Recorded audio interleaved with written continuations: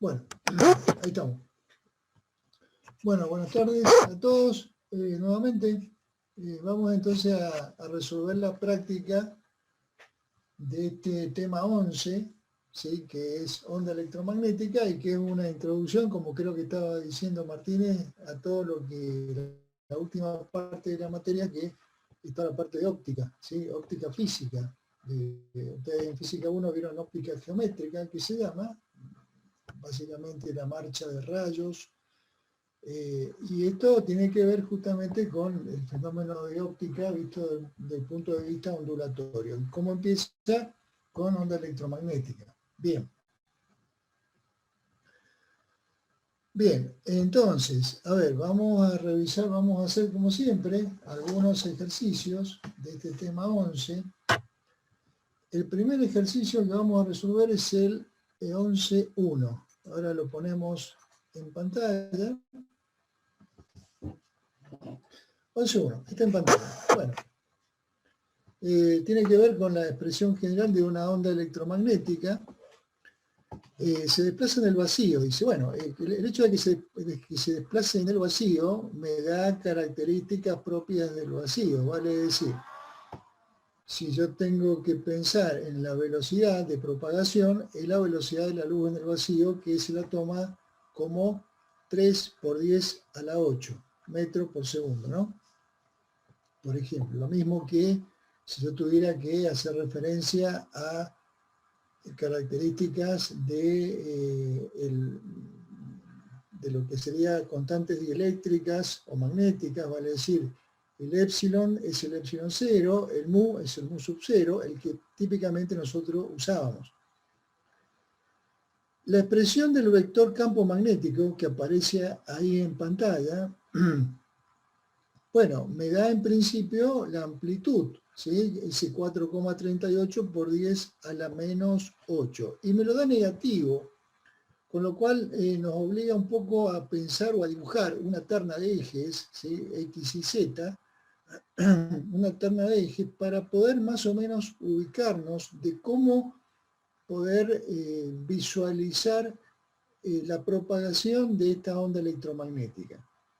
Bien, ese 4,38 por 10 a la menos 8 negativo está escalando al seno, ¿sí? Al seno cuyo argumento es, el argumento de una función trigonométrica siempre es un ángulo, ¿sí? Siempre es un ángulo. Lo que pasa es que ahí ese argumento tiene una parte que hace a ese argumento función del tiempo y otra parte que lo hace función de la posición. Entonces fíjense que ese 2,25 por 10 a la 13 obviamente es el valor de omega, frecuencia angular de la señal que se está propagando por el tiempo. Y después a eso se le resta K, que es el número de onda, vale decir 2pi sobre lambda, la longitud de onda, por I, ¿sí? Por I, o sea, por la variable I. ¿Qué quiere decir esto? Que entonces el valor que va a tomar este campo magnético va a ser función de su posición. Y si su posición es la variable I, quiere decir que esta onda se está propagando en el sentido del GI, ¿sí? Finalmente, toda la expresión está afectada por un versor K, ahí en negritas, con el sombrerito arriba. Quiere decir entonces que este vector B está oscilando en la dirección del eje Z, ¿sí? ¿Por qué? Porque estamos, como decíamos en principio, la onda electromagnética hemos representado imaginar en R3. ¿Por qué? Porque termina siendo un sistema ortogonal de vectores. Yo tengo el vector campo magnético, que es el que está ahí, también tengo que pensar en un vector campo eléctrico, que es perpendicular a B, y también tengo que pensar en la dirección de propagación, que en teoría estaría de alguna manera dada por lo que ustedes vieron como vector de Poynting, ¿sí? Entonces, estos tres vectores, el vector campo eléctrico, campo magnético y vector de Poynting, terminan siendo una terna ortogonal, que se la representa siempre en un R3, en un sistema X y Z. Bien, finalmente con todo esto, ¿qué pregunta? ¿Cuál es la longitud de onda? Lambda. y escribir la ecuación vectorial del campo eléctrico. Vale decir, lo mismo que tenemos para el campo magnético, pero para el campo eléctrico. A ver. Bueno, vamos al pizarrón.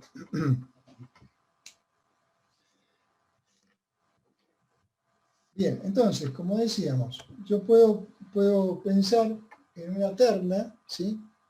Una terna que podría ser, supongamos que esto sea el eje X, esto sea el eje Y, y entonces vertical para arriba sería el eje Z, ¿sí? Perdón, el eje Z. Bien.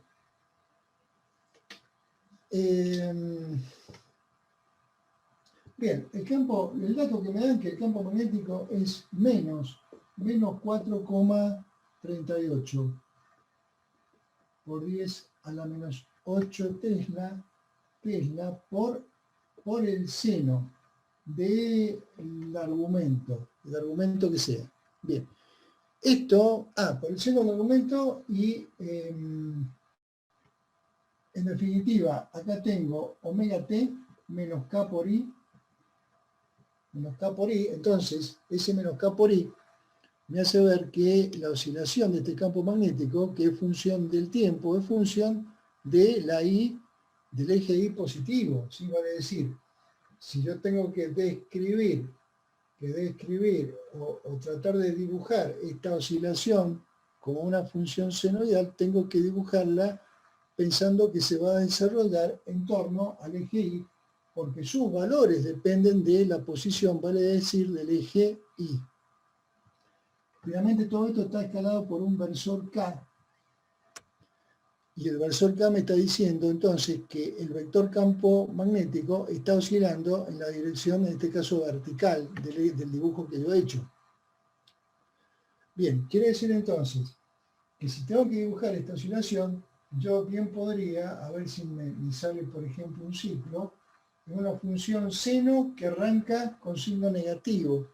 Es decir, en vez de arrancar según la dirección del eje Y para arriba, arranca para abajo.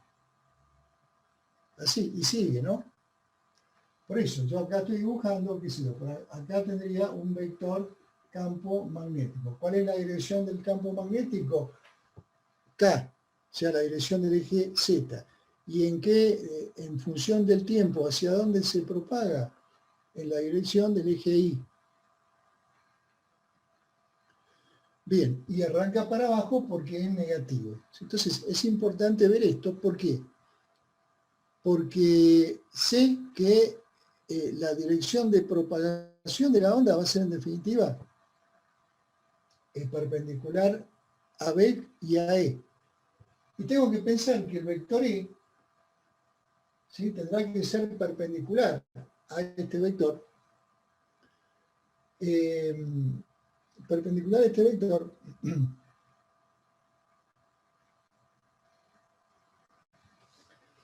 y entonces, pensando que la onda electromagnética se está propagando en la dirección del eje Y, el vector campo eléctrico evidentemente tendrá que estar en el plano, al igual que el vector campo magnético, tendrá que estar en el plano XZ, ¿sí?, perpendicular a la dirección de propagación.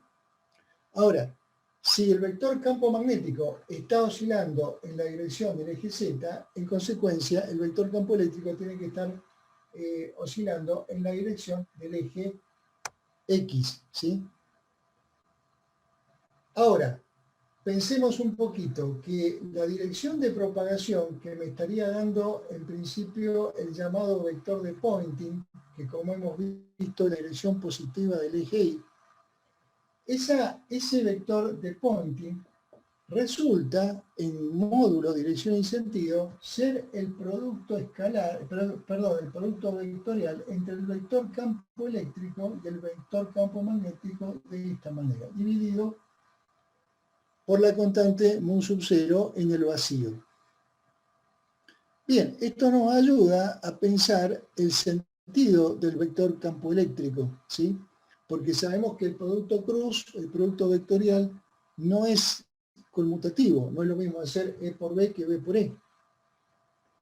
En consecuencia, yo tengo que pensar que el vector campo eléctrico que va a estar en el eje X, ¿sí?, tendrá que tener un sentido tal que este producto cruz, que lo puedo resolver a través de la regla de la mano derecha, termine dándome la dirección de la propagación, vale decir, la dirección del vector de Poynting.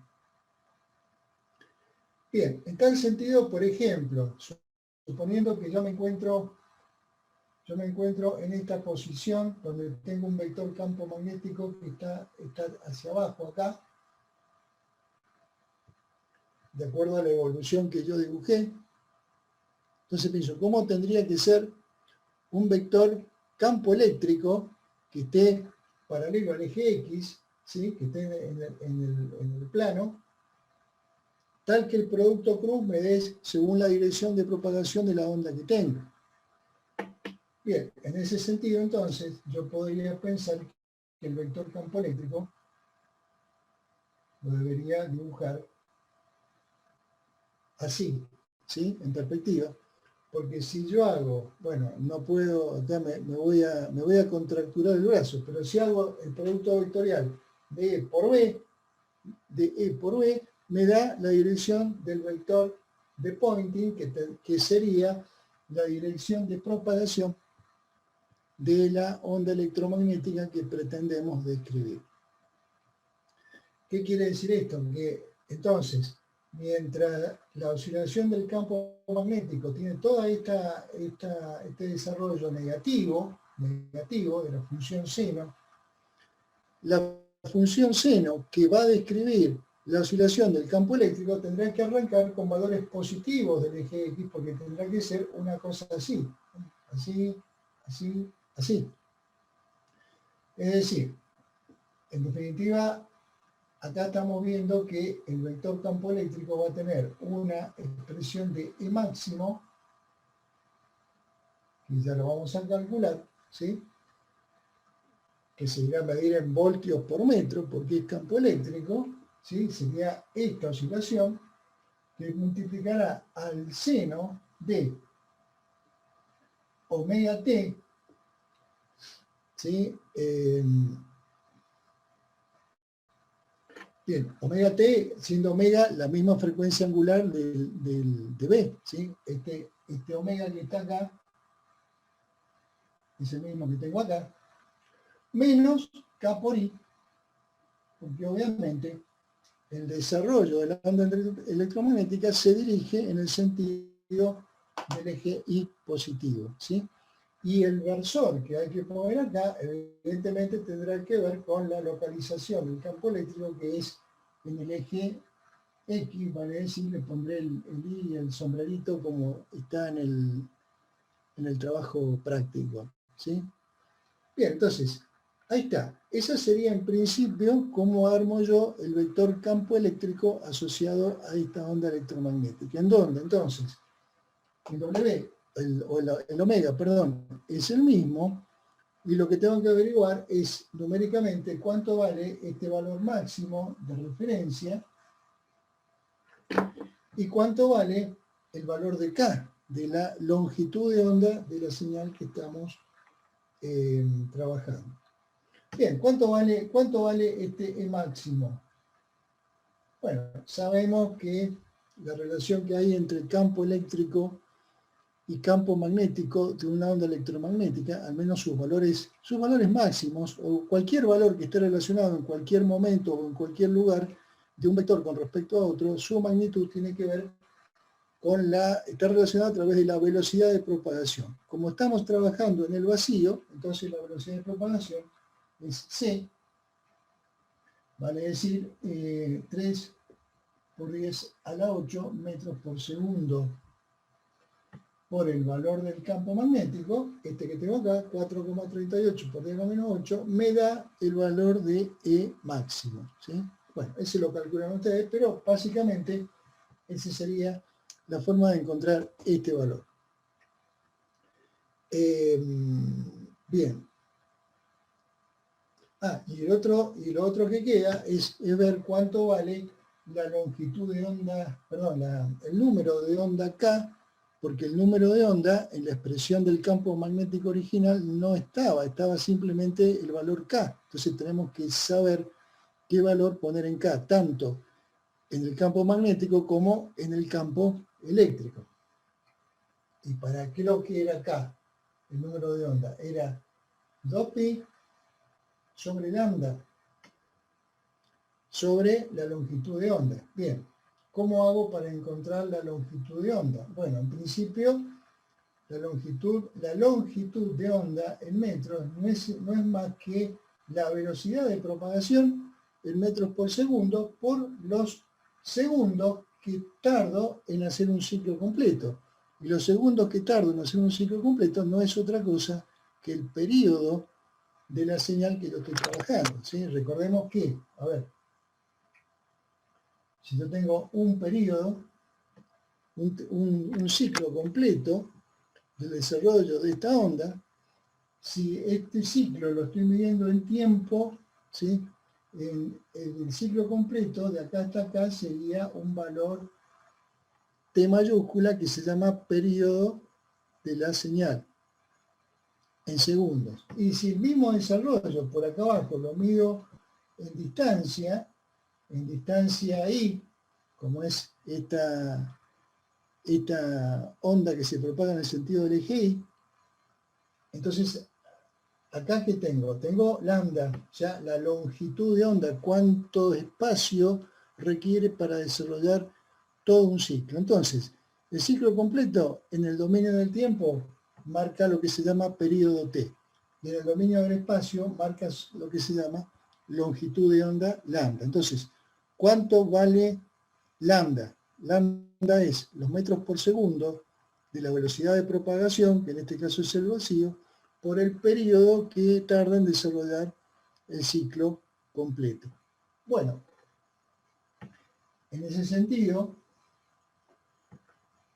de nuevo, el valor de C,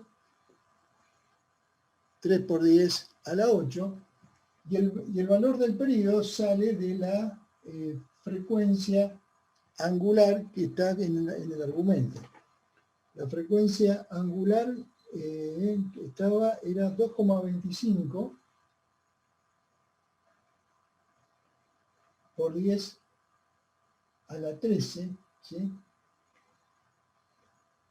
Radianes sobre segundo, y esto es igual. Esto es igual a 2pi sobre periodo. Bien, entonces, ¿cuánto vale el periodo? Bueno, el periodo entonces va a ser igual a 2pi dividido 2,25 por 10 a la 13. Eso me va a dar el periodo en segundo, que voy a tener que insertar acá. Luego hago el producto entre la velocidad de propagación y el periodo, que lo saqué de la frecuencia, y obtengo la longitud de onda, que más o menos les va a dar 84 micrómetros, ¿sí? Bueno, entonces, ese 84 micrómetros va a ir metido acá, con lo cual podemos terminar de completar la expresión de K, tanto en el campo magnético como en el campo eléctrico, y ahí termina el ejercicio, ¿sí? Es más que nada para tomar conciencia de cómo se arman estos vectores, campos eléctricos y magnéticos, y cómo orientarnos en cuanto a que en lo que acompaña al número de onda, acá me está dando la dirección de propagación, vale decir, lo que sería el sentido del vector de Poynting. Mientras que toda la expresión de B o D está metido el versor que me está indicando dónde están ubicados, dónde están oscilando tanto el campo eléctrico como el campo magnético. ¿Sí? Bien, preguntas. Profe, ¿cómo se dio cuenta que va para el campo eléctrico para el X positivo? Porque, muy buena pregunta, porque, a ver, el argumento de la función seno que ojo, también podría aparecer la función coseno. Por ahí aparecen definidos los campos en función del coseno, es decir, estaría arrancando de un valor máximo, no de un valor cero. Es exactamente lo mismo. Pero de nuevo, en el argumento de la función seno o coseno, aparece omega t y k por i o k por x o k por z. ¿Sí? El negativo que tengo acá implica siempre un retraso en el espacio o en el tiempo que implica el desplazamiento en el sentido positivo.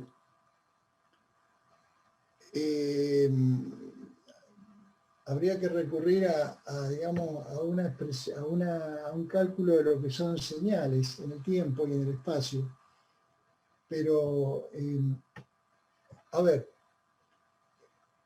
así como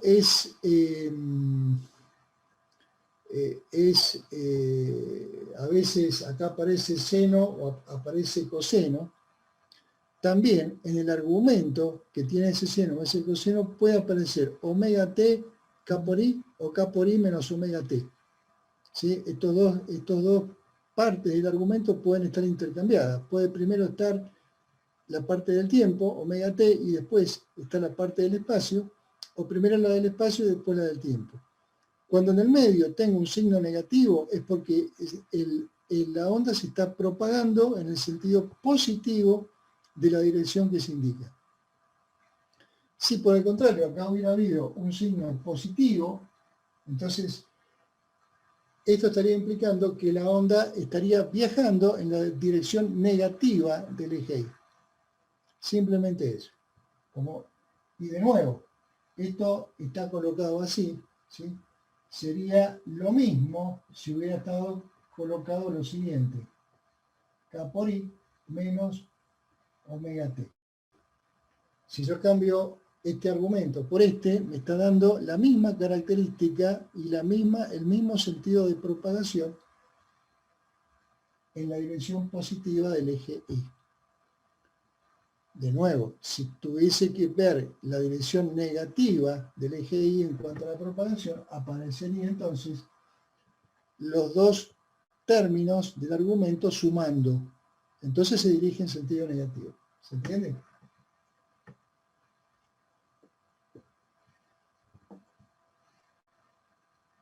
Claro, claro.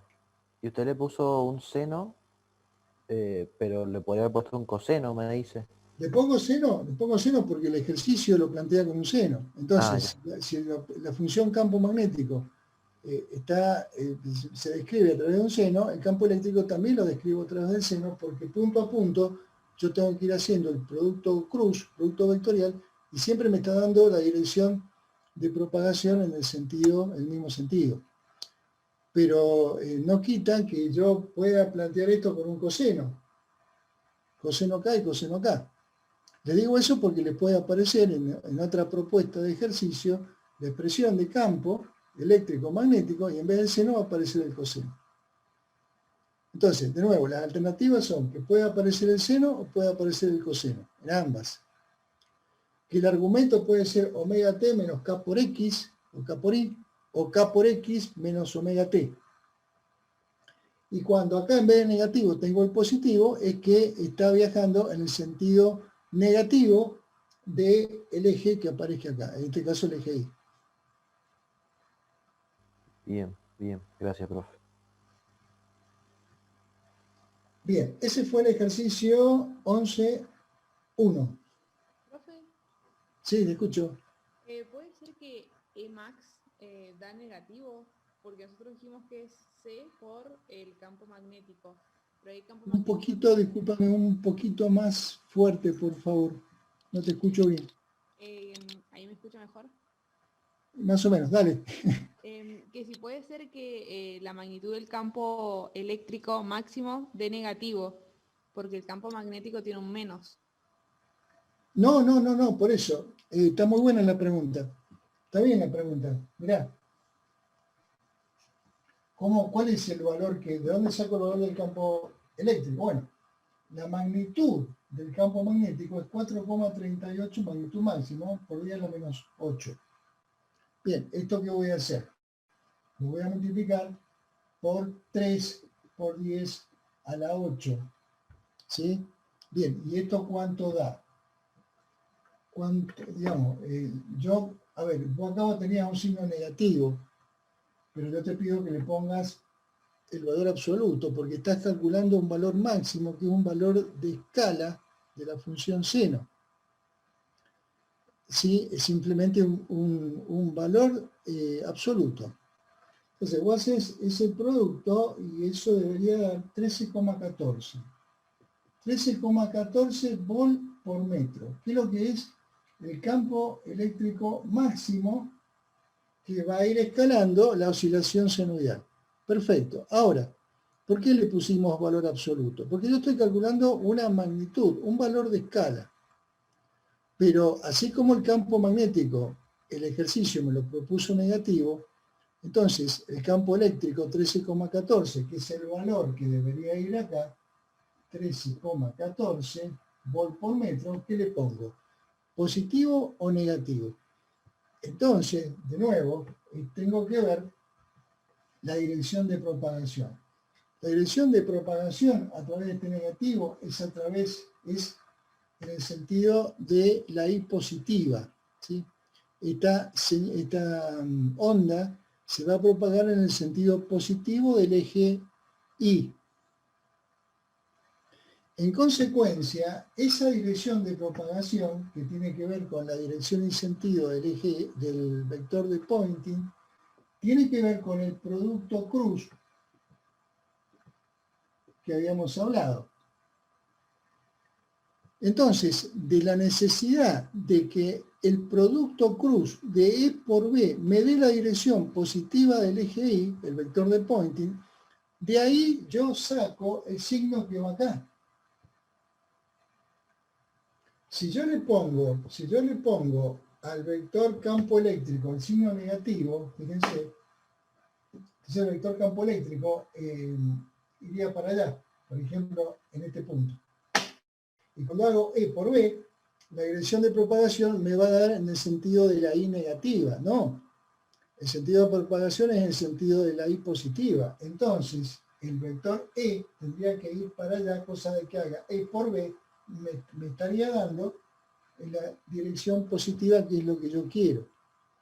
Por eso es que de ahí deduzco que el vector campo eléctrico tiene que arrancar de manera positiva, mientras que el vector campo eléctrico lo hace de manera negativa, ¿sí? Positivo, digo. ¿Para qué? Para que el producto cruz me dé en la dirección de propagación que me indica el problema. Bien, gracias, profe. ¿Se entiende? Sí, se entendió. Dale. Profe, una pregunta. Sí. El omega y el K en ambas ecuaciones, en el campo y en el magnético y en el eléctrico, ¿es el mismo siempre o no? Es el mismo, sí, sí, sí. Ah, bien. Sí, porque hace referencia, como decía recién, yo tengo un ciclo de la onda, ¿sí?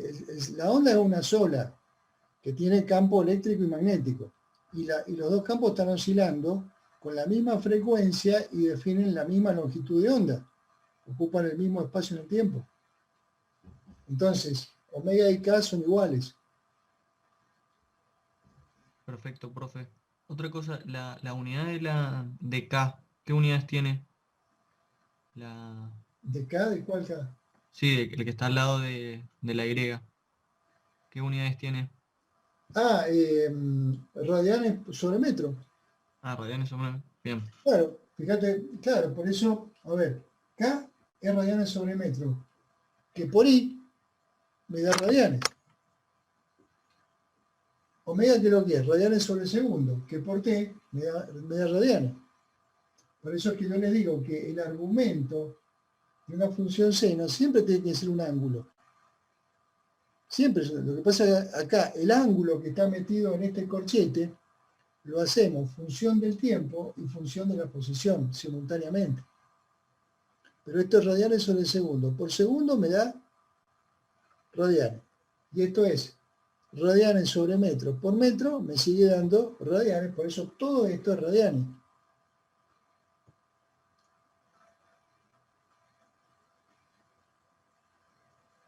¿Está bien?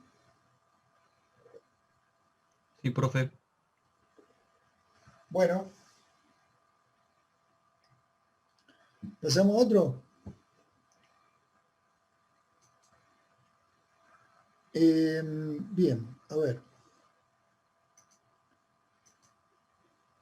Bueno, a ver, el otro que vamos a hacer es el 11.4. El 11.4, ¿sí?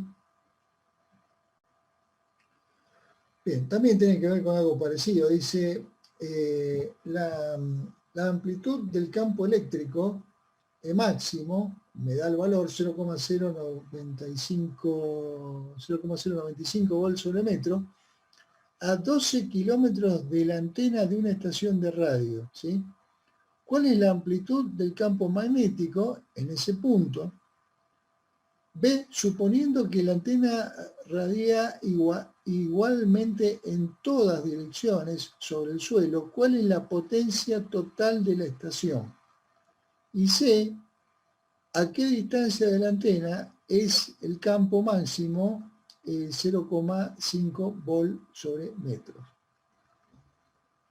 Bueno, eso no es un problema parecido al 1, es otra cosa, tiene que ver con lo que ustedes han visto de intensidad de la onda electromagnética, ¿sí? Y la intensidad en su relación con la potencia de la emisión de esa onda electromagnética. A ver. Bueno, acá me dice que a 12 kilómetros de una antena, a ver, voy a dibujar un terreno, ¿sí? Un terreno, un plano, no sé si se alcanza a ver. Y si acá yo tengo una antenita que está radiando, lo que me dice el problema es que está radiando a nivel del suelo y por lo tanto está irradiando igualmente en todas direcciones, ¿sí? Entonces está irradiando en todas direcciones, pero la antena está sobre el terreno, vale decir, no puede irradiar hacia abajo, irradia del plano del terreno para arriba. Entonces lo que yo voy a pensar es que puedo imaginar, por ejemplo, una semiesfera, y como dice el problema, el problema se plantea en un radio R de 12 kilómetros. Entonces, a 12 kilómetros del centro emisor de esta onda electromagnética, en cualquier parte de esta esfera o de esta semiesfera, yo me paro en esa semiesfera imaginaria y tengo un campo magnético máximo. ¿Cuál es el campo magnético máximo? Ese que recién escalaba la función seno de todo lo que tengo, ¿sí?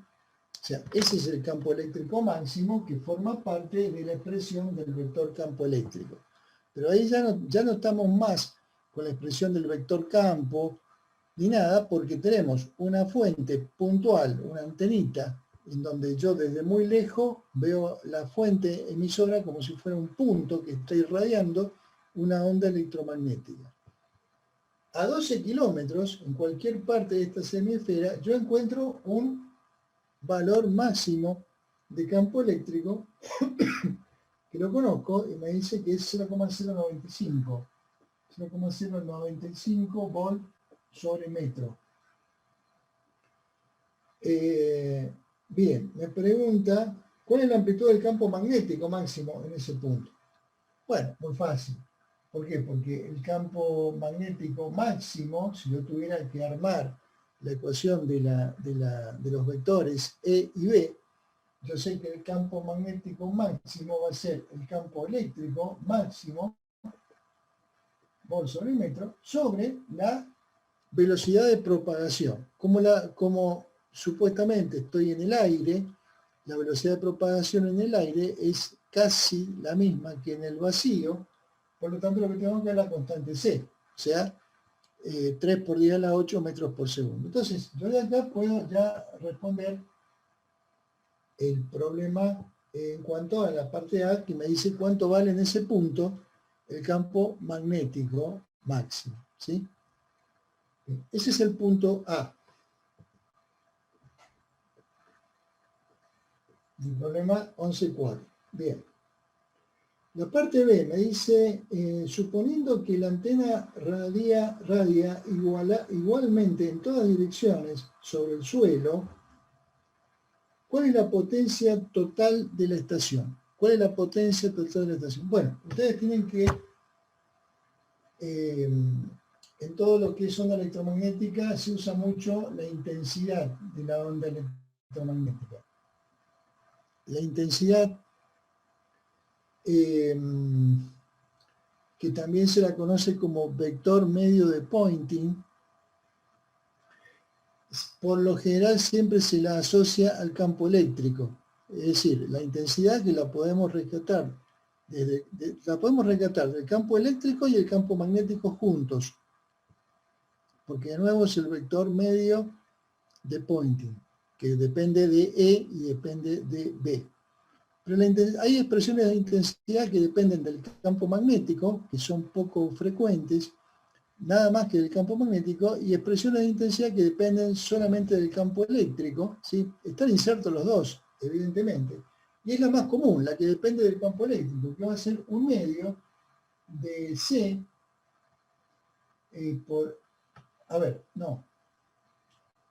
un medio de B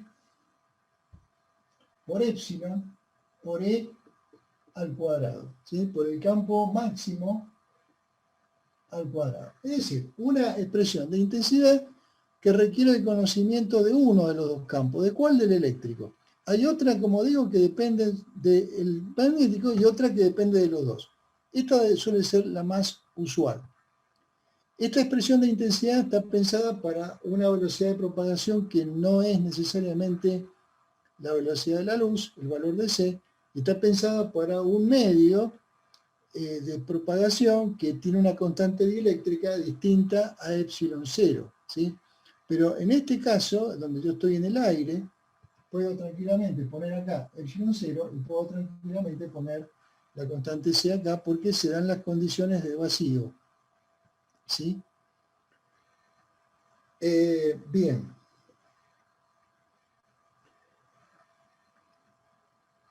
Bien, entonces, esta es la expresión de intensidad clásica.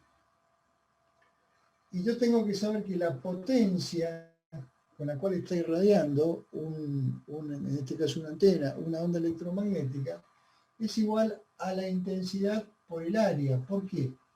Porque la intensidad se mide en joule sobre segundo metro cuadrado. Y joule sobre segundo es watts. Directamente pongamos watts sobre metro cuadrado. Vale decir, la intensidad es energía por unidad de superficie. Es potencia por unidad de superficie. Es energía sobre tiempo por unidad de superficie. Y energía sobre tiempo me define el watts. Entonces, la intensidad es watt por metro cuadrado. En consecuencia, la potencia la puedo obtener por el producto de la intensidad por el área. Entonces todo esto me va a dar en watts. Bien, entonces, en este sentido, ¿qué voy a hacer? Me preguntan por la potencia con la cual está irradiando la antena. Bueno, yo sé que a 12 kilómetros conozco el campo eléctrico, por lo tanto conozco la intensidad. Voy a hacer un medio de C por el epsilon 0 por el valor que tengo, 0,095 volt por metro, ¿sí? Al cuadrado. Ese es el valor de intensidad. ¿A qué distancia? A 12 kilómetros. Entonces, ¿cuál es el área que yo voy a poner acá? El área va a ser 4pi 12.000 al cuadrado, y esa sería el área de una esfera completa. Como yo estoy irradiando en media esfera, entonces esta área la divido por 2. Y de ahí puedo rescatar la potencia con la que está irradiando la estación de radio, ¿sí? Es común, esto es un cálculo de física. Y realmente la estación de radio, la antena esté radiando en todos los sentidos. Y justamente para que la, digamos, para que la emisión de la onda electromagnética se refuerce en esta semiesfera y no se pierda en el terreno, que no se meta para abajo, que no se entierre en la tierra, valga la redundancia, se le suele poner en los terrenos unas barras metálicas que le hacen como de un reflector, justamente para evitar que la onda electromagnética penetre en el terreno, se disipe, se pierda, y por el contrario, que emitiendo para arriba en todas direcciones, y entonces sería cierto esta expresión de considerar que el área de propagación no es la esfera completa, sino es la semiesfera, que es lo que en definitiva le da utilidad a la estación de radio. Bien, entonces con todo esto que tengo acá, intensidad por área, puedo calcular la potencia, ¿sí? La potencia que da exactamente 10.845 watts. ¿Sí? 10.845 watts. Esa es la potencia que sería la respuesta al inciso B. Bien, y hay un inciso C que dice a qué distancia de la antena es el campo máxima 0,5. ¿Sí? Fíjense que a 12 kilómetros es 0,095. Entonces, ¿a qué distancia el campo es 0,5? Es un campo eléctrico más grande. ¿A qué distancia? Bueno, es el mismo cálculo en el cual ya conociendo la potencia de radiación, yo despejo el R, al cual el campo tiene la intensidad que me piden. Es decir, a ver, voy a borrar acá.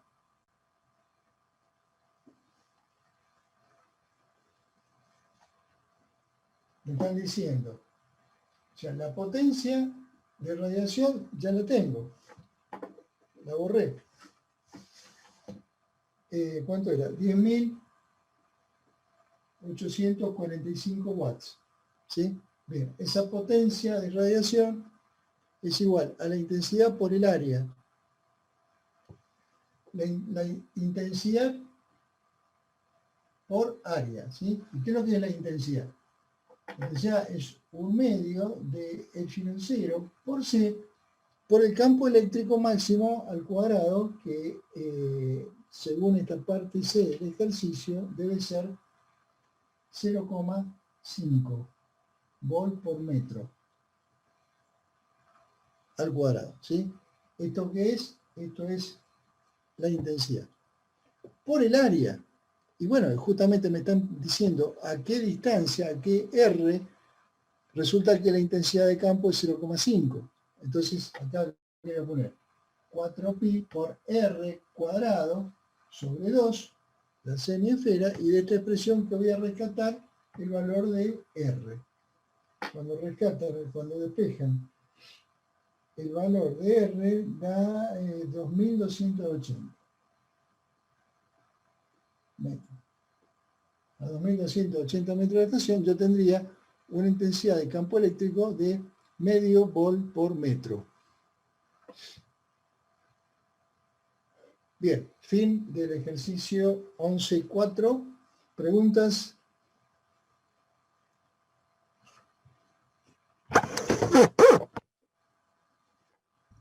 Profe, Sí.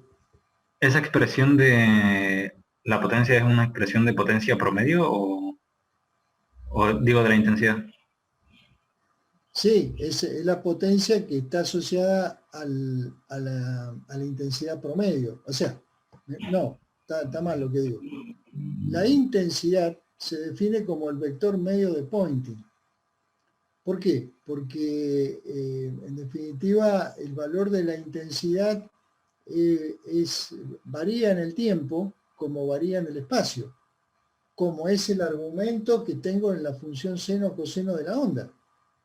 Es decir, yo punto a punto estoy teniendo valores de campo eléctrico y de campo magnético que están cambiando en el tiempo y en el espacio. Por lo tanto, yo tendría que definir para cada tiempo y para cada espacio, para cada posición, tendría que definir una intensidad distinta. Por eso es que existe lo que se llama vector medio de Poynting, de acuerdo a la teoría de Poynting, en donde en definitiva ese vector medio se lo identifica con la letra I, que es la intensidad, y sería lo que, si se trata de luz, sería lo que el ojo percibe, ¿sí? Como más o menos intenso. Y si se trata de un receptor digamos, de antena, también, ¿sí? ¿Por qué? Porque en general la variación de estas ondulaciones es tan rápida que no vale la pena discriminar en el tiempo y en el espacio variaciones muy pequeñitas. Entonces se toma el valor medio, que es esto que está acá. O sea, directamente se define la intensidad así. Entonces yo tengo una intensidad que es función del valor máximo del campo, eléctrico o magnético, en este caso del campo eléctrico.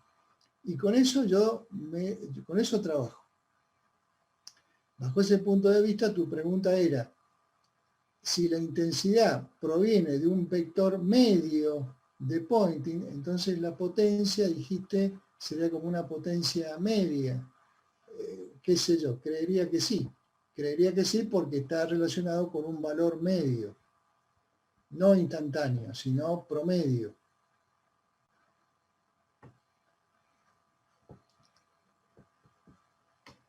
¿Puede ser? Bien, gracias, profe. Dale.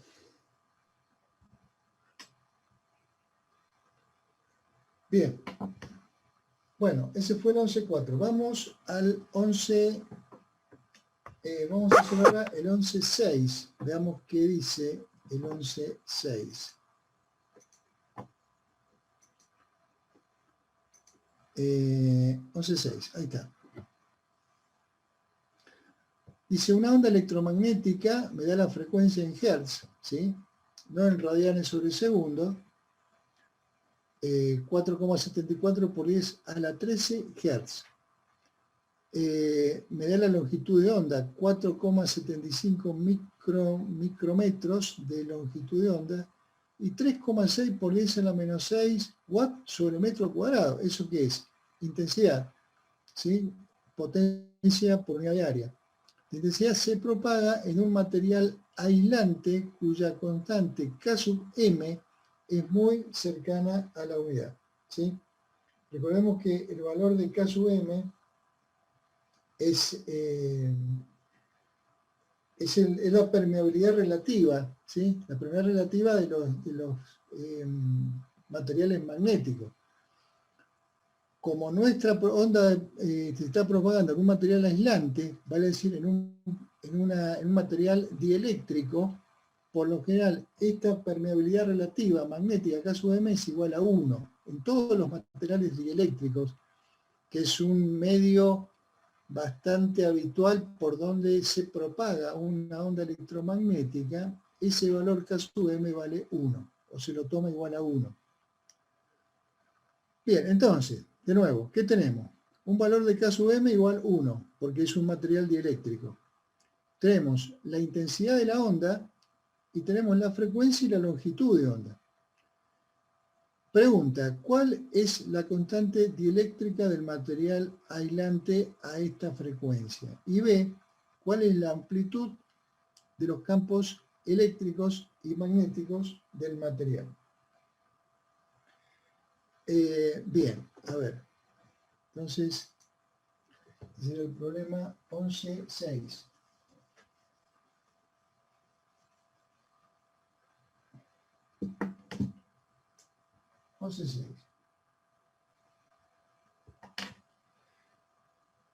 Bien, a ver.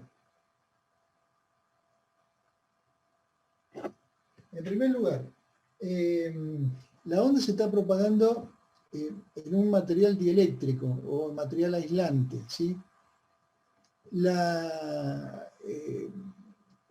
¿Cuál sería, digamos, la característica distintiva de la propagación en un material que no es el vacío o el aire, la velocidad de propagación, ¿sí? Recordemos que la velocidad de propagación de la onda electromagnética en el vacío es 1 sobre la raíz cuadrada de epsilon 0 mu sub 0. ¿Sí? Ahora, la velocidad de propagación de la onda en un medio que no es el vacío es el valor de C, vale decir, este valor, dividido o minimizado por la raíz cuadrada del K sub M por el K del dieléctrico, por la constante del dieléctrico. Y Km era la permeabilidad relativa de los fenómenos magnéticos. Bien, como estamos trabajando en un medio dieléctrico, K sub M es siempre casi igual a 1, por lo tanto, en definitiva, la velocidad de propagación de nuestra onda en este material va a ser C por la raíz cuadrada de la constante dieléctrica del material. ¿Qué es lo que me pregunta el problema? ¿Cuánto vale la constante dieléctrica del material en las condiciones de este problema? Para lo cual conozco C, 3 por 10 a la 8 metros sobre segundo, y lo que tengo que hacer es encontrar cuánto vale B, cuánto vale la velocidad de propagación en este medio. ¿Y eso de dónde lo saco? Bueno, justamente, fíjense que me da la frecuencia en Hertz, ¿sí? Me da la frecuencia en Hertz, y la frecuencia F en Hertz, que era 4,74 por 10 a la 13 Hertz. Y da lo mismo poner Hertz, si se acuerdan, que poner 1 sobre segundo. ¿Sí? ¿Por qué? Porque la frecuencia en Hertz es lo mismo que poner 1 sobre el período de la onda según lo que habíamos hablado recién. El periodo, que es los segundos que tarda la onda en recorrer, en hacer toda una oscilación, ese es el periodo. Y 1 sobre el periodo me da la frecuencia en Hertz de la oscilación. Por eso la frecuencia F se mide en Hz, en Hertz, o da lo mismo poner 1 sobre S, 1 sobre segundo. Entonces fíjense, si tengo la frecuencia 1 sobre segundo y tengo también la longitud de onda, me dice que la longitud de onda es 4,75 micrómetros. Entonces, de esto que tengo acá, yo puedo sacar la velocidad. Si yo multiplico la frecuencia por la longitud de onda, ¿sí?, me va a quedar metros sobre segundo, y obtengo la velocidad de propagación de esta onda electromagnética en un medio dieléctrico, que no es el vacío ni el aire, y por lo tanto va a tener un valor distinto, ¿sí? Bueno, acá tengo 2,25 por 10 a la 8 metros por segundo, ¿sí? No llega a 3 por 10 a la 8, que es la máxima velocidad, que es la velocidad en el vacío. Entonces, este valor de B es el valor de propagación de mi onda. ¿Cuánto vale la constante acá? La despejo de esta expresión. Resulta que K vale 1,78, y ahí termina el inciso A de nuestro problema 11.6. ¿Se entiende?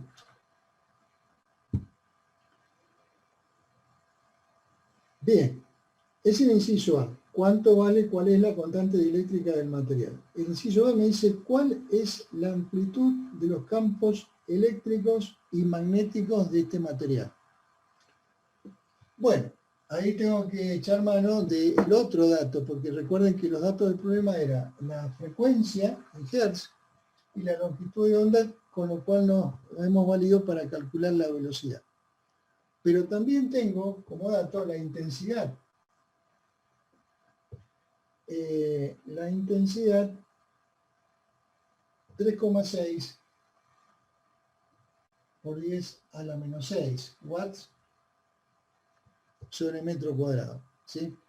Esa intensidad, vector medio de Poynting, etcétera, no deja de ser un medio de la velocidad, recién poníamos C por epsilon 0 por E máximo al cuadrado.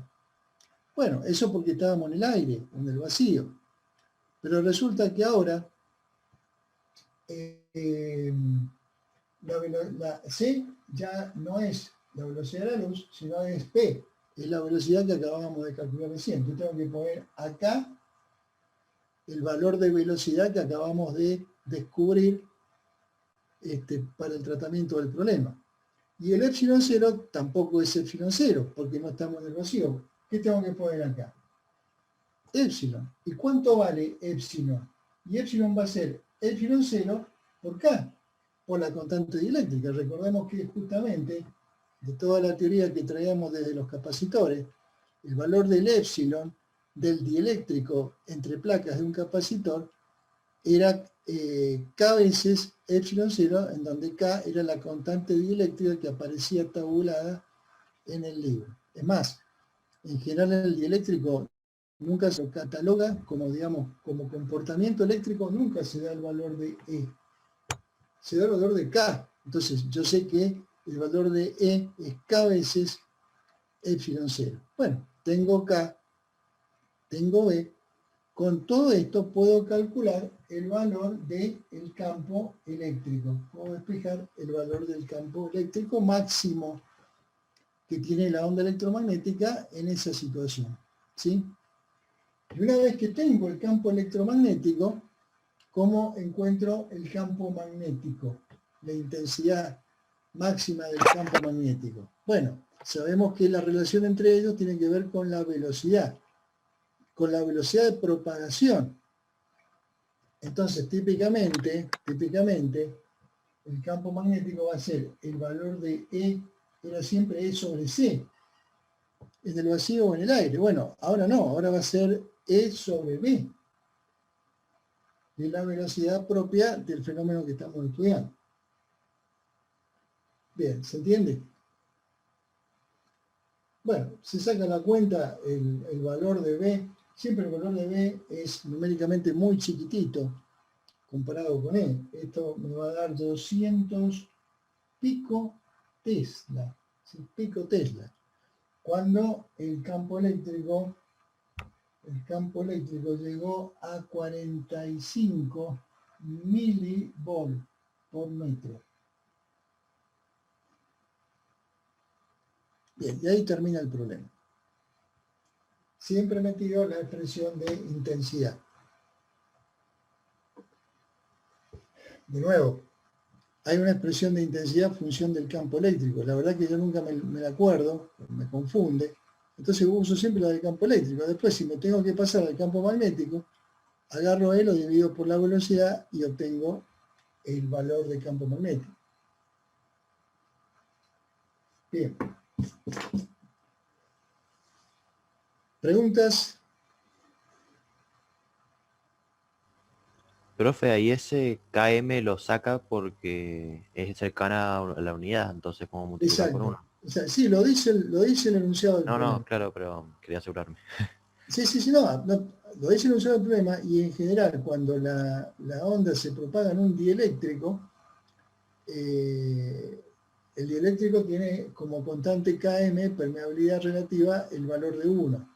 Entonces, en definitiva, el cambio de velocidad que yo tengo entre el vacío y el medio en cuestión depende de las características eléctricas, porque depende del K eléctrico, de la constante dieléctrica del material, porque este vale 1. Claro. Bien. Profe, Sí. Sí, habla. tenía la pregunta de que esa longitud de onda que se da es la longitud de la onda en el material. Por ejemplo, si se está desplazando en el aire y incide en el material, las longitudes son distintas. Bueno, claro, la longitud de onda es la longitud de onda real. O sea, Muy buena la pregunta. A mí me dicen que tengo esta frecuencia y esta longitud de onda. Entonces, si me aseguran que tengo que el tiempo, digamos que la frecuencia es esa, ¿sí? Y la longitud de onda es esta, entonces yo calculo la velocidad, y la velocidad es f por lambda. Me va a quedar en metros sobre segundo, es la velocidad de propagación. Cuando hago f por lambda y no me da 3 por 10 a la 8, entonces estoy corroborando que no estoy en el vacío o en el aire. ¿Se entiende? O sea, la frecuencia de la onda electromagnética en realidad no varía si yo estoy emitiendo en el vacío o en un medio dieléctrico. Esto va a ser siempre lo mismo. Lo que va a cambiar va a ser la velocidad de propagación y en consecuencia la longitud de onda. Por eso es que en este programa me dan la longitud de onda. Cuando yo calculo la velocidad en función de estas dos cosas, resulta que no me encuentro con un 3 por 10 a la 8, me encuentro con un valor menor. Por eso estoy corroborando que no estoy en el vacío.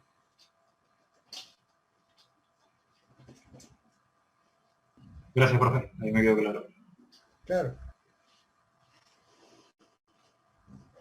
Bien. ¿Algo más?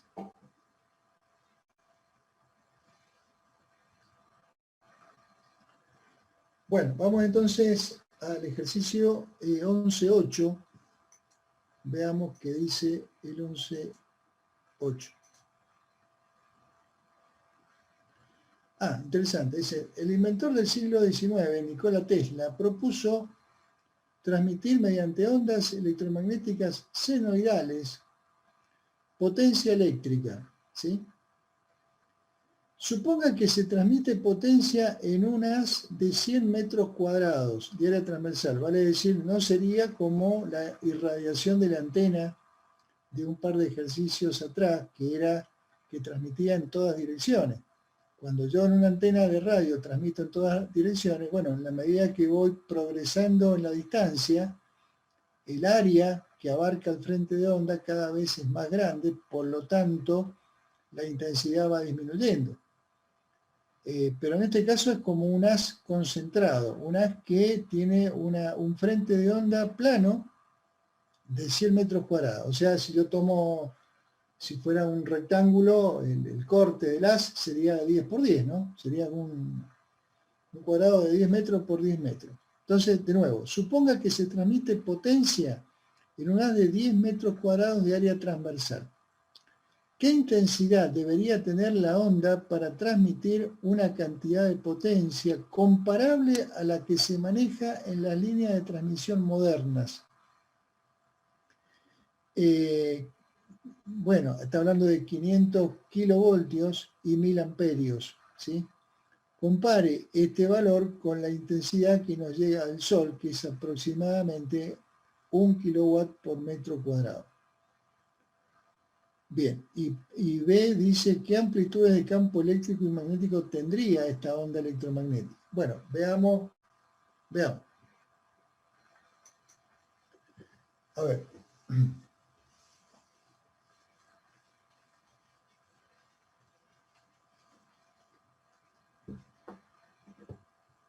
Bien, estamos en el programa entonces 11.8.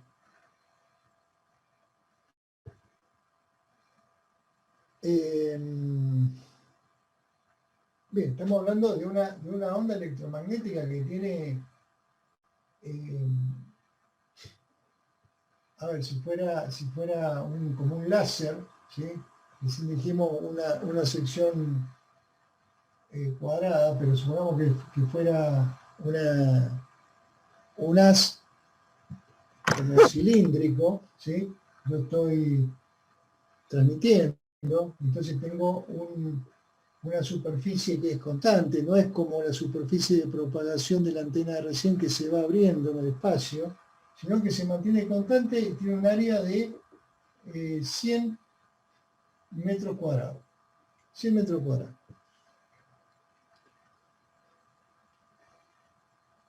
¿Qué potencia se quiere transmitir?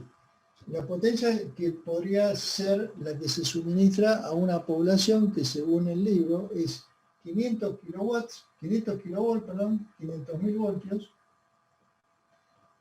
500.000 voltios por miliampere.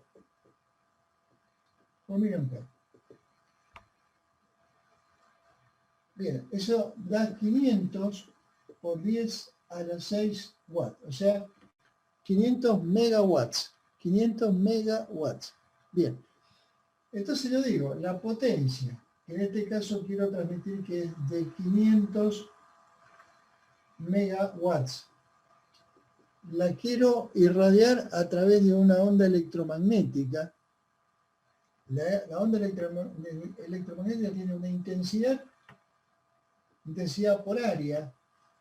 De nuevo, el área que teníamos recién en la estación de radio se iba abriendo cada vez más. Era variable con el radio. En cambio acá esto no. Este área ¿cuánto vale? 100 metros cuadrados.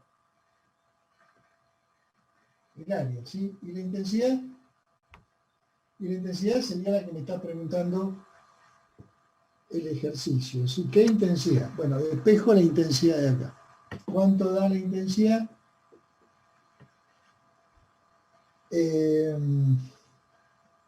Yo les digo 5 por 10 a la 6. 5 por 10 a la 6 watts por metro cuadrado.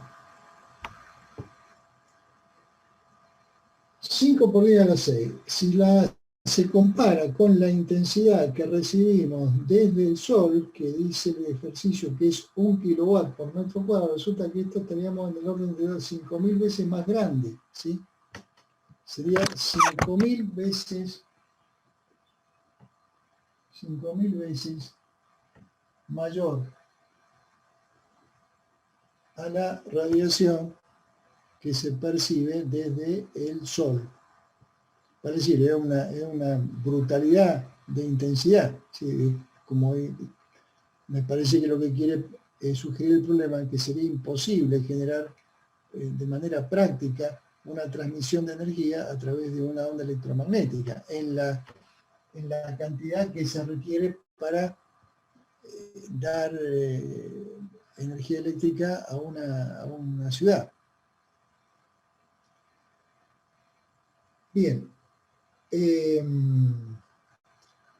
Me pregunta cuál sería la intensidad de los campos eléctricos y magnéticos. Bueno, ya sabemos. Es decir, ¿cuál sería la expresión? De nuevo, la potencia, 500 por 10 a la 6 watts, es igual al área, o sea, 100 metros cuadrados, por la intensidad, y en este caso la intensidad, vamos a poner un medio, de C, estamos en el aire, por epsilon 0, estamos en el aire, por la amplitud del campo eléctrico al cuadrado. Bien, yo de acá despejo el valor de E, y despejaré luego con la velocidad de propagación el valor de B. Claro, resulta que el valor de E es 6,14 por 10 a la 4 volt sobre metros, ¿sí? Por 10 a la 4 sería 61400. O sea, 61.400 voltios por metro. Nos electrocutamos todo. Bueno, y el campo magnético sería ese valor dividido el valor de C, y me queda siempre numéricamente muy chiquito, 204 microtesla, ¿sí? Bueno, ese sería el problema, ¿sí? Ahora, prestar atención a esto, independientemente del problema en cuestión. Creo que la potencia es igual a la intensidad por el área. Cuando yo tenía una antenita que radiaba en el terreno, el área era función de la posición del radio, se iba expandiendo. Sería lo mismo que si yo tengo un foquito que está irradiando, un foquito que está irradiando onda electromagnética, lo tengo colgado en la mitad de una habitación. Bien, el área sería 4pi por radio cuadrado, o sea, el área de propagación sería una esfera concéntrica con la fuente de onda, o sea, con el filamento del foquito, que se va expandiendo, por lo tanto, el área, la potencia es siempre la misma, es la potencia de emisión. Y la intensidad se va reduciendo en función de que el área va creciendo. Por eso, mientras más lejos estoy, menos intensidad tengo. Bien, ahora, ¿qué pasa cuando yo no tengo una fuente puntual como sería un foco o como sería aquella antena que irradiaba en todas direcciones? Sino que tengo esto que tengo acá, tengo un chorro concentrado, es decir, tengo como una linterna, suponiendo si yo asocio esta emisión de onda electromagnética a una luz, que en definitiva veremos que es una onda electromagnética, entonces un haz como este, que podría ser una linterna que yo enfoco, ¿sí? O mejor todavía un haz de luz láser, que no se dispersa, se concentra, entonces el área, este área se conserva. Como el área se conserva, no se expande, la intensidad se conserva. Por eso es que yo con un láser puedo llegar con la misma intensidad independientemente de la distancia a la cual el láser está impactando, porque el área es siempre la misma, ¿se entiende? Bien, bueno, un comentario aparte. Bien. ¿Está bien el 11.8?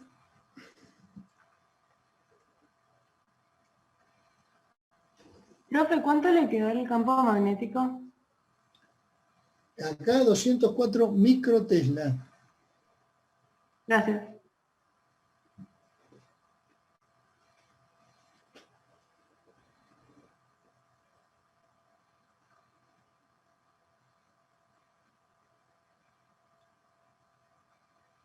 Bien, pasamos al que sigue.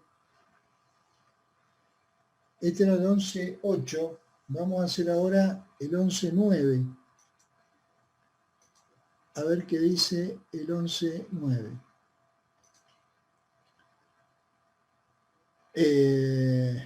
Bien, bueno, a ver, dice, para recibir una señal de 100,3 MHz FM, ¿sí? Estamos hablando de una estación de FM, un automóvil tiene una antena recta de 35 centímetros que forma un ángulo de 30 grados con la vertical. La onda que transmite la emisora tiene su campo eléctrico vertical.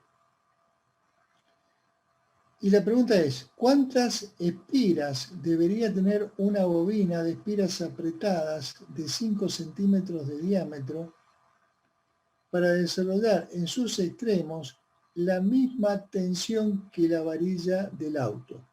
Suponer que el campo magnético es normal al plano de la bobina. A ver. A ver de qué se trata.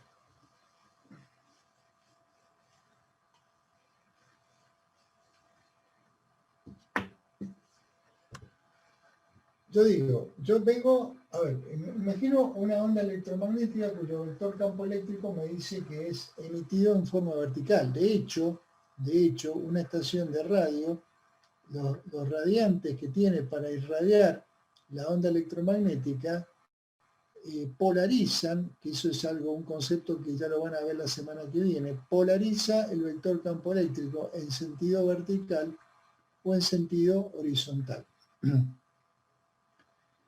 Es una de las tantas maneras de poder emitir una onda electromagnética del tipo tipo radio-televisión, ¿sí?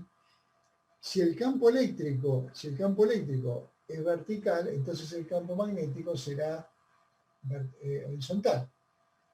¿Sí? Si yo hago, no, lo voy a hacer para el otro lado, voy a hacer el campo magnético para allá. ¿Por qué? Porque voy a hacer campo eléctrico por campo magnético, resulta que la dirección de propagación vendría para acá. Para acá sería nuestro vector de pointing, ¿sí? Bien, ¿qué tengo? Tengo en el auto, tengo una varilla que tiene un cierto ángulo con respecto a la vertical. ¿Por qué hace referencia a la vertical? porque el campo eléctrico viene en sentido vertical. ¿Y la varilla qué tiene que ver? Y la varilla es la antena en donde se pretende que el campo eléctrico induzca una tensión que es justamente la forma de poder captar la estación de radio. Bien, ¿cuánto tiene la varilla? Me dice el problema que la varilla tiene 35 centímetros y está a... Sí, 35 centímetros, está a 30 grados de la horizontal. Bien, entonces, ¿cuánto vale la FEM inducida en la varilla? La FEM inducida en la varilla va a ser el campo eléctrico que llega a la varilla, que llega vertical, ¿sí? Acá va a estar el campo eléctrico,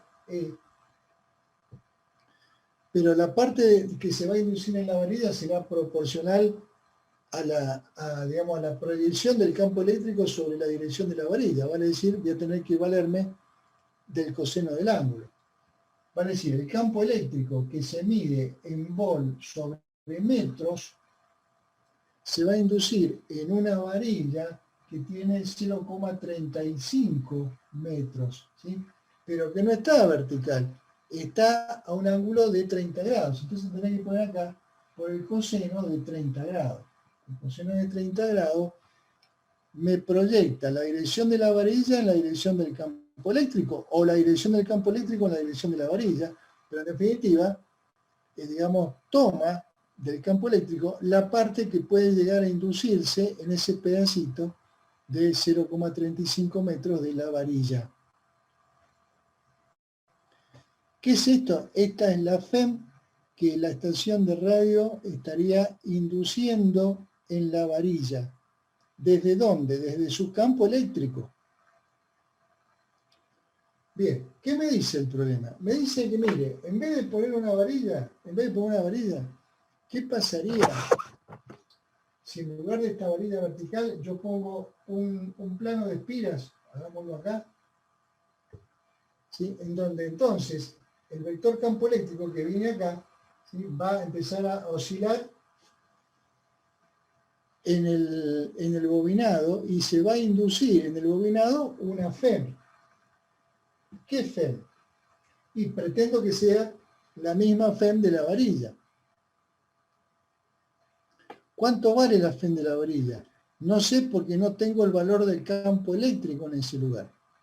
Pero sea cual sea el campo eléctrico, yo lo que quiero es averiguar cuántas vueltas debería tener un cuadro de espiras de una cierta área, mediante el diámetro, ¿sí? Para que la FEM, que el campo magnético variable induce en ese bobinado, sea igual a la FEM que el campo eléctrico ha inducido en mi varilla a 30 grados. Ese es el problema. Entonces, esto es lo que corresponde a la FEM inducida por el campo eléctrico en la varilla. ¿Cómo planteo la FEM en el campo, por el campo magnético? Bueno, no es otra cosa que la derivada del flujo con respecto al tiempo, según sabemos, de la ley de Faraday.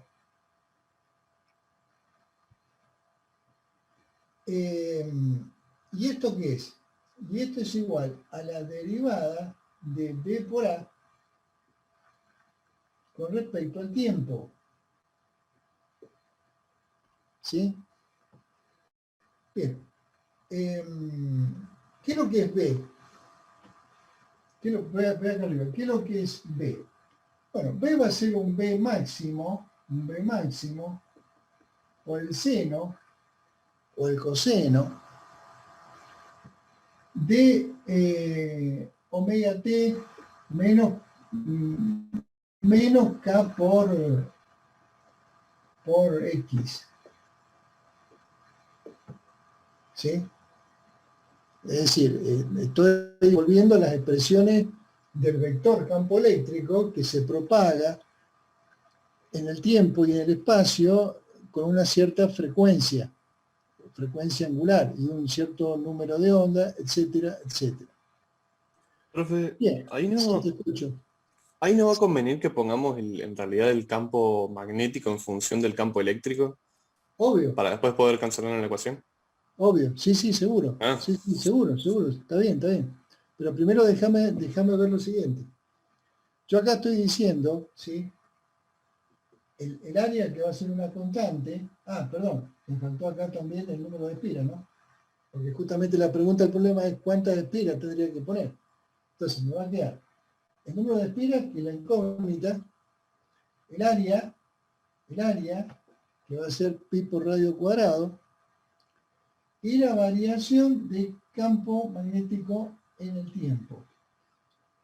Si yo hago la derivada de esto con respecto al tiempo, ¿con qué me encuentro? O sea, la derivada de B con respecto al tiempo me va a quedar el valor máximo, este que está acá, por la derivada del seno, que será el coseno, etcétera, por la derivada del argumento con respecto al tiempo. O sea, que la derivada del argumento con respecto al tiempo me incluye un omega ahí, ¿no?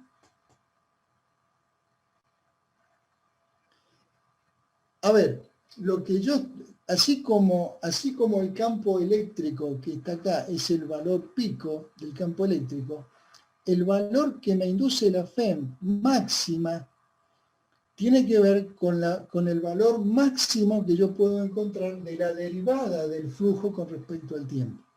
O sea, acá no voy a poner la función derivada, sino voy a poner el valor máximo de la derivada del flujo magnético con respecto al tiempo.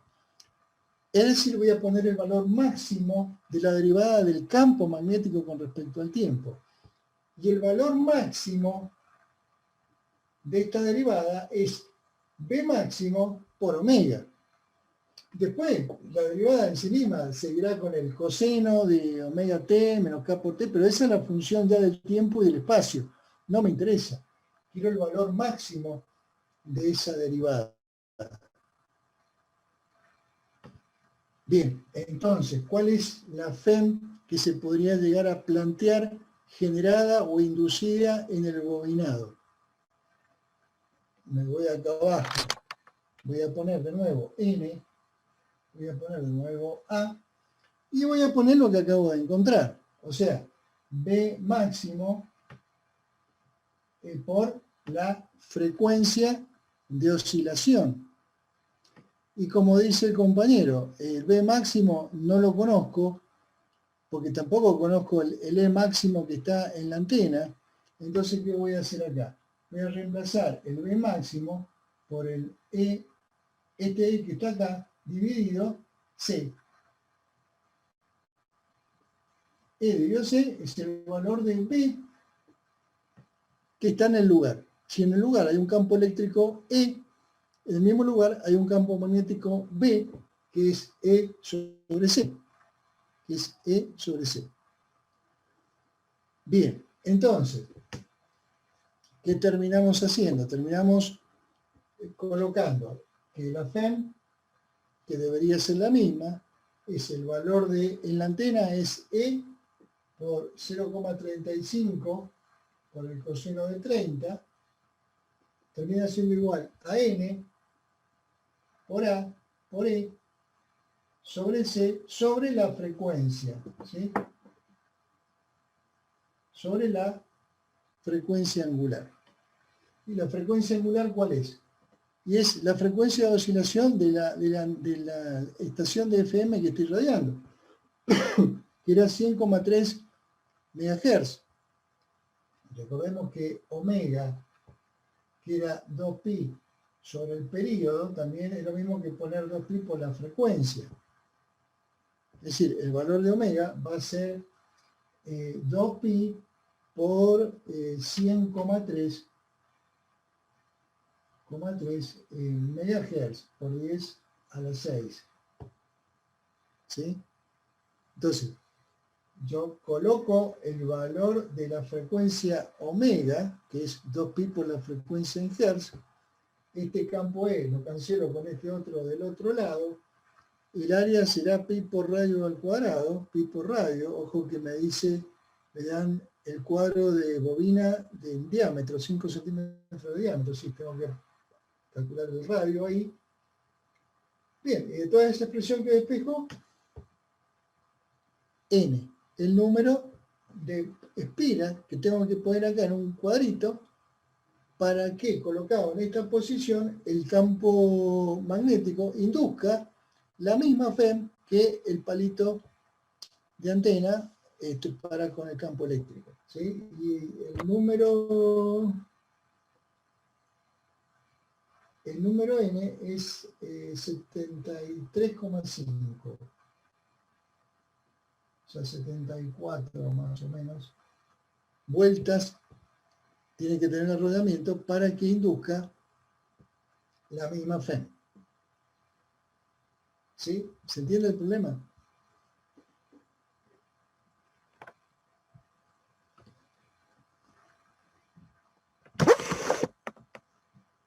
Profe, Escucho.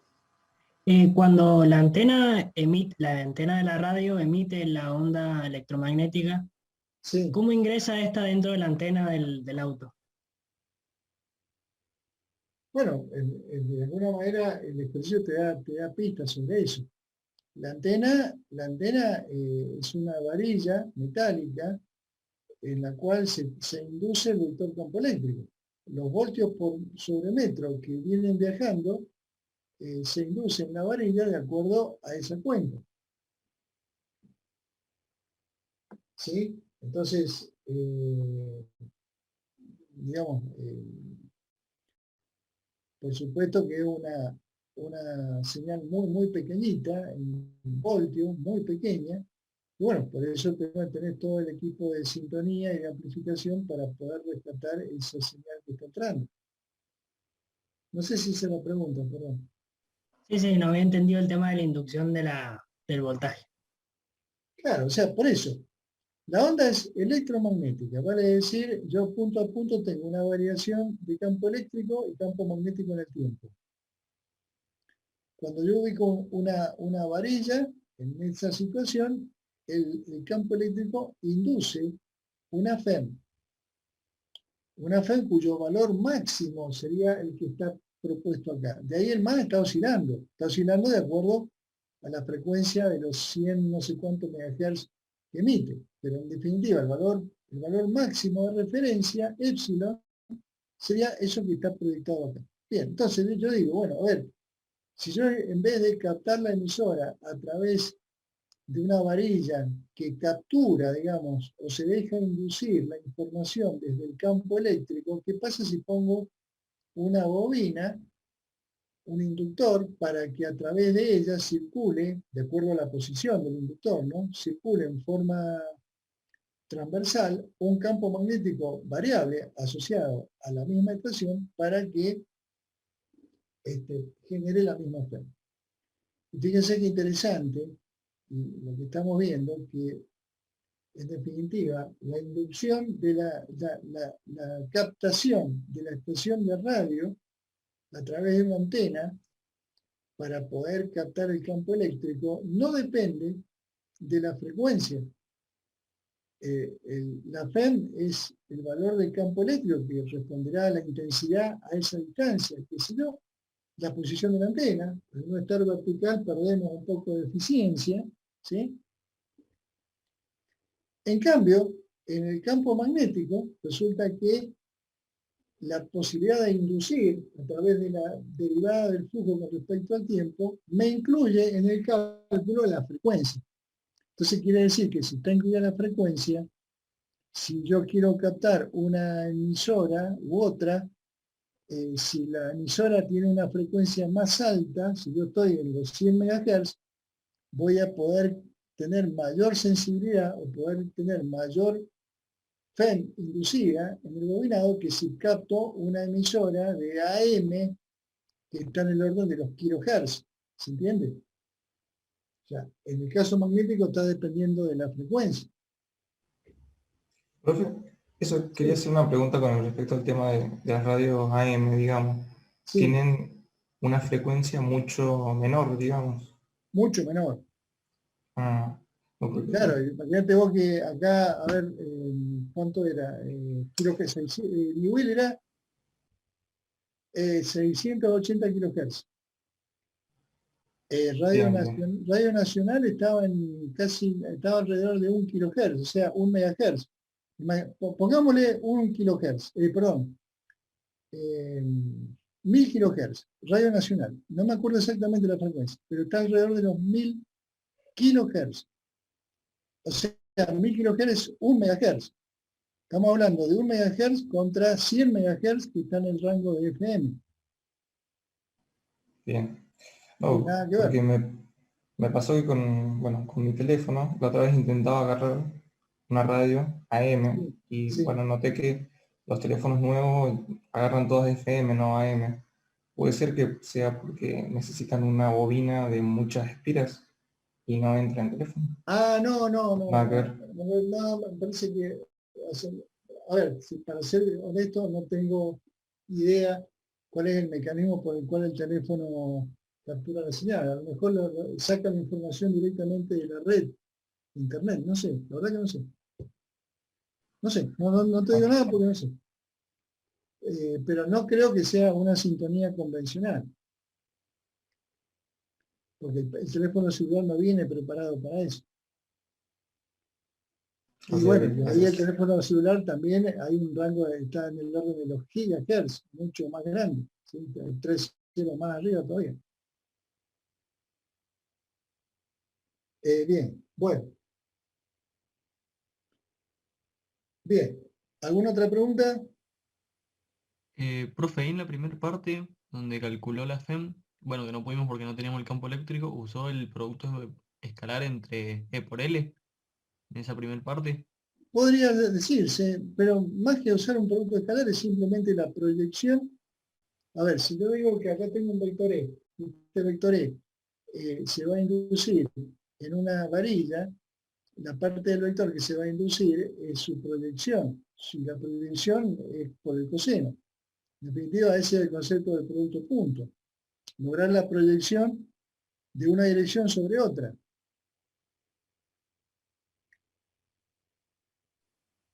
Ese es el producto punto. ¿Sí? Por eso es que yo tengo dos vectores ortogonales, perpendiculares. La proyección de un vector sobre la dirección del otro vale 0. Y el coseno de 90 vale 0. ¿Se entiende? Sí, profe. Gracias. Bien, bueno. Profe, pregunta. Sí. En el primer caso, en el de la antena, ¿el campo magnético variable a lo largo de la varilla no induce fuerza también tensión? ¿O no? No entendí bien. ¿El campo magnético variable en la varilla? Sí. Bueno, debe ser, digamos, como fenómeno de inducción debe ser despreciable comparado con el campo eléctrico. Porque no tengo, digamos, la varilla no forma un área cerrada que esté siendo atravesada por un flujo. Es un conductor que está en un campo magnético variable. Alguna inducción debe tener, pero es despreciable comparada con la inducción directa del campo eléctrico. Es lo mismo que pensar que en la bobina también tengo un fenómeno eléctrico de campo eléctrico que se induce, y sin duda también, pero fundamentalmente el bobinado está como preparado con un área para esperar una variación de flujo magnético. ¿Sí? Sería, Es como que las dos inducciones se pueden dar en todos los casos, pero siempre hay una que se optimiza con respecto a la otra. Está bien, profe. Gracias. Dale.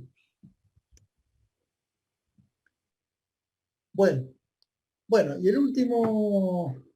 el sexto ejercicio que vamos a resolver es el último. Veamos qué dice el último.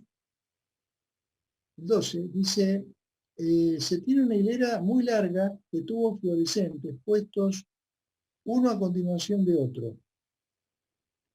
cada uno de los cuales tiene 60 centímetros de longitud. Se comprueba que a nivel del suelo provocan un campo magnético B de 137 nanotesla.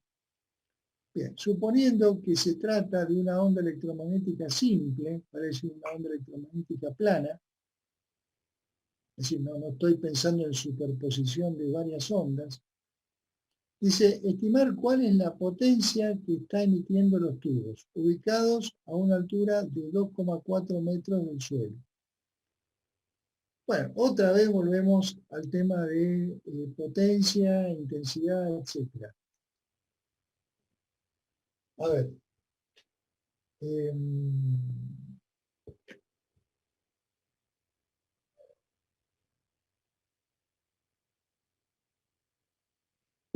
Bueno, estoy pensando entonces en, yo tengo un tubito, me dice una línea de tubos, ¿sí? Entonces el tubito uno al lado de otro, entonces tengo una iluminación, digamos, bastante homogénea, por decirlo de alguna manera.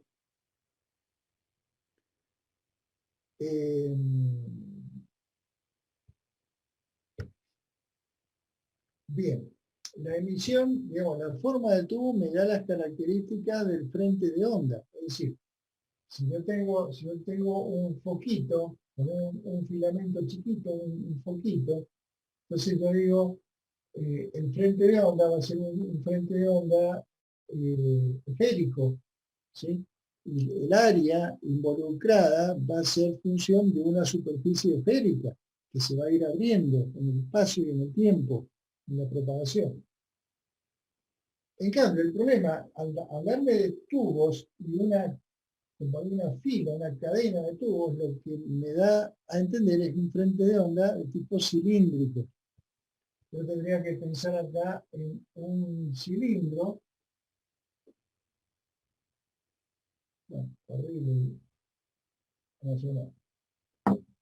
Tendría que pensar en un tubo, otro tubo, otro tubo. Entonces, alrededor de los tubos yo tengo un frente de onda que me lo imagino expandiéndose de manera cilíndrica. ¿Por qué hago referencia al frente de onda? Porque me hablan de potencia. Cuando me hablan de potencia, tengo que pensar en intensidad y en área. ¿Área de qué? Y área del cilindro, que se va expandiendo. Bueno, ¿hasta dónde se va a expandir? Según el ejercicio, esto está medido a nivel del suelo. Me dicen que a nivel del suelo, que está exactamente a 2,4 metros del tubo, yo tengo una intensidad de campo magnético, 137 nanotesla. ¿Sí? Bien. ¿Cuál es la potencia que está emitiendo cada uno de los tubos? Bueno, entonces, ¿qué vamos a colocar? Vamos a recordar entonces que lo que está pidiendo es la potencia. Y la potencia es igual a la intensidad por el área. La intensidad en el lugar donde puse el ojo y estoy observando, entonces yo percibo una intensidad. ¿Sí? Y en esa intensidad yo tengo la intensidad que estoy percibiendo acá en función de la potencia del tubo. Pero es función también de qué tan lejos estoy por el área que va abarcando el frente de onda. Entonces, todo está metido en esa expresión. ¿Qué es la potencia? La potencia es igual, que digo, a la intensidad es 1/2 de C por epsilon 0 por el campo eléctrico al cuadrado. Bueno, no tengo el campo eléctrico, tengo el campo magnético. Bueno, no importa. Pongo el campo magnético y multiplico por C al cuadrado. Bueno, eso, a ver, no me acuerdo la expresión del campo magnético, por eso uso la del campo eléctrico, es una limitación mía, como les decía al principio de la clase. Siempre la intensidad es 1/2 de C por epsilon 0, o 1/2 de B por epsilon, por E al cuadrado, ¿sí? Hay una del campo magnético. Yo uso la del campo eléctrico porque la otra no me la acuerdo. No importa. Pero sé que el campo eléctrico que va acá es C por B. Entonces, no hay problema. En definitiva, acá me va a quedar C al cubo, porque acá me queda C al cuadrado por C, me queda C al cubo. Bien, todo esto que lo que es la intensidad del campo eléctrico, que un sensor está a nivel del suelo, a 2,4 metros del tubo. ¿Sí? Ese sensor podría ser mi ojo. Lo que pasa es que el ojo no tiene un medidor que me diga 137 nanoteslas. Pero bueno, habrá algún instrumento que sí lo podrá medir. ¿Y el área cuál es? El área va a ser el área correspondiente al cilindro, cuya longitud, que no, digamos, no está dada la longitud en cuanto al número de tubos, pero yo me voy a quedar con el tubo que tengo justo enfrente. Entonces, el tubo tiene una longitud de 60 centímetros. Entonces acá voy a poner 0,6 0,6 pi por 2 pi por radio, por 2 por pi por radio, que es 2,4. ¿Sí? Metros. Entonces, estoy tomando en definitiva, para un tubo, por eso el ejercicio habla de una onda simple. Me está queriendo decir que no piense en una superposición de efecto de los tubos que están al lado. Vale decir, yo estoy pensando en el tubo que está justo arriba mío, cuyo campo conozco. Entonces, ¿cuál es la potencia del tubo? Que está a 2,4 metros y en el cual yo percibo o imagino un frente de onda cilíndrico cuya área vale 0,6 por 2 pi por radio. Bien, saco la cuenta, y eso da 20,27 watts. 20,27 watts, ¿sí? Y ahí habría estimado la potencia del tubo que emite esta onda electromagnética, que sería luz. ¿Se entiende?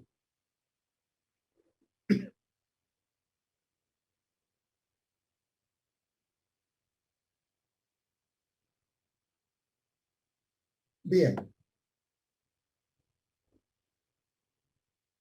Bueno, ya con estos conceptos de velocidad, campos eléctricos, magnéticos, la idea de que la onda electromagnética es un fenómeno transversal, ¿sí? como onda que es una onda transversal. Con eso ya vamos a entrar ya directamente en la parte de óptica, en el fenómeno de polarización y después lo que es interferencia y finalmente difracción. ¿Sí? Con eso estaríamos terminando el año lectivo. Recuerden que justamente la materia, en general, cuando se la evalúa en forma escrita últimamente o cuando era en forma presencial, siempre justamente el temario se corresponde con 3 bloques, que le decimos 3 bloques. Un bloque eléctrico, o sea, de las primeras 6 unidades, un bloque magnético, que tiene que ver con las próximas 4, vale decir, la 7, la 8, la 9 y la 10, y todo de magnetismo. Y después un tercer bloque, que es el bloque de lo que sería óptica, y entre ellas está onda electromagnética. Arrancamos con esto y después vamos viendo los fenómenos ondulatorios de la luz. ¿Sí? Bien, ¿preguntas?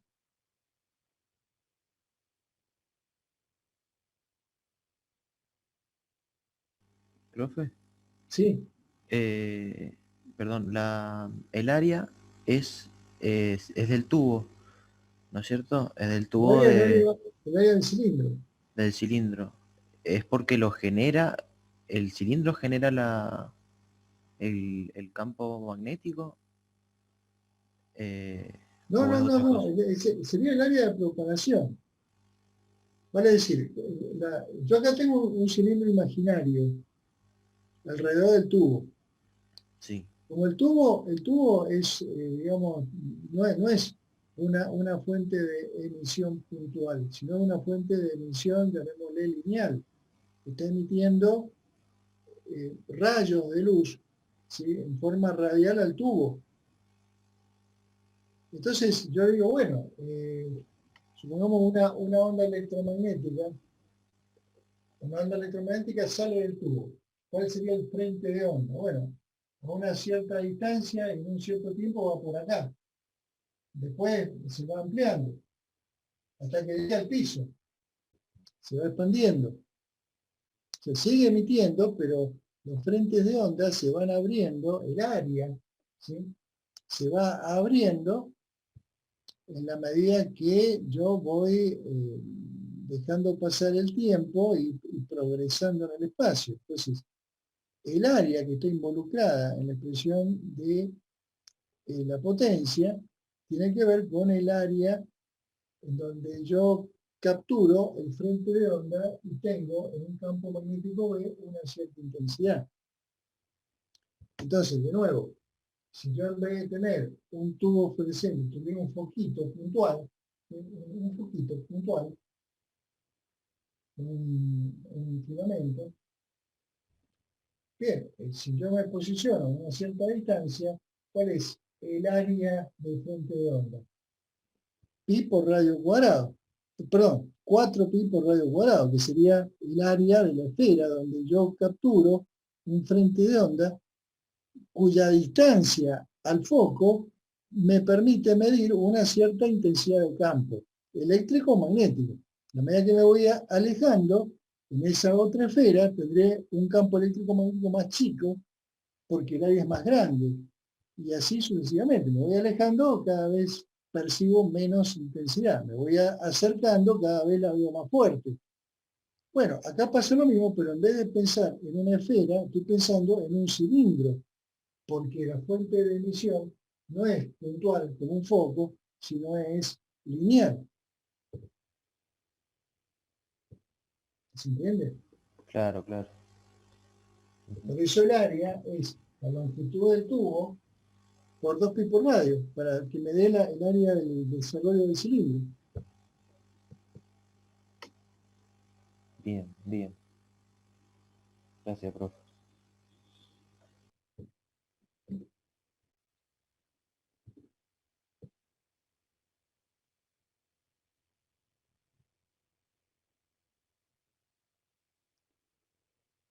Bien.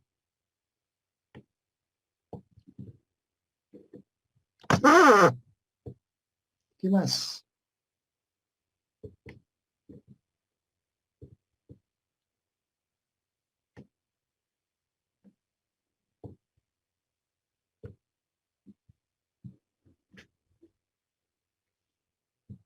Bueno, fuerza que falta poco, falta menos, no es que falte poco, falta menos.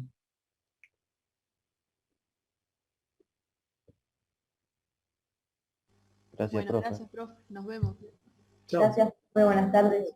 Chao, Muchas chao. gracias, profe. Hasta luego. Luego. Chao, chao, chao. Profe, gracias. Nos vemos. Chao, chao, chao.